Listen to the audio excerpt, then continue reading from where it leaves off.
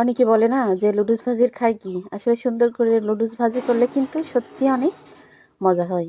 তো এইভাবে ভাজি করে খেয়ে দেখেন, যে কখনো লুডুস পছন্দ করে না আমি মনে করি সেও কিন্তু পছন্দ করবে।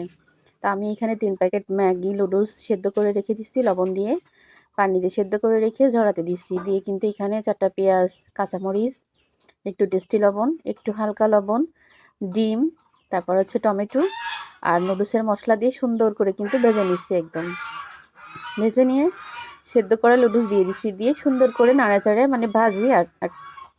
আর কি আমি 2 রকম করে লুডুস রান্না করি।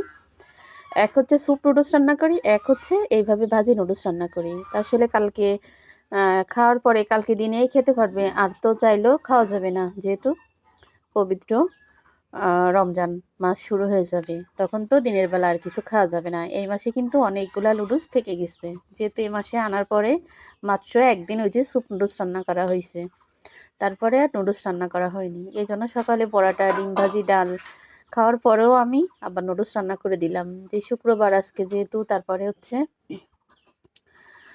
রমজান মাস শুরু হলে মন চাইলেও কিন্তু আর খাওয়া যাবে না, এই জন্য ভাজি করে দিলাম একটু। তো আমি কিন্তু পেঁয়াজ মরিচটা একটু হালকা ভেজে নিয়ে সব মশলাগুলো দিয়ে ডিমটা ওর ভিতরে দিয়ে নাড়াচাড়ায় সুন্দর করে আমি ভাজি করে দিয়ে তারপর হচ্ছে টমেটো দেবো। আসলে যে কোনো রান্নার কিন্তু একটা সৌন্দর্য আছে, আমি সব সময় বলি যে মন চাইলেও করলাম, আসলে ওটা কিন্তু রান্না না, সব জিনিসেরই একটা সৌন্দর্য আছে। অনেকে অনেক জায়গায় দেখছি আমি কোনো রকম একটু পেঁয়াজ মরিচ তেল দিয়ে শুধু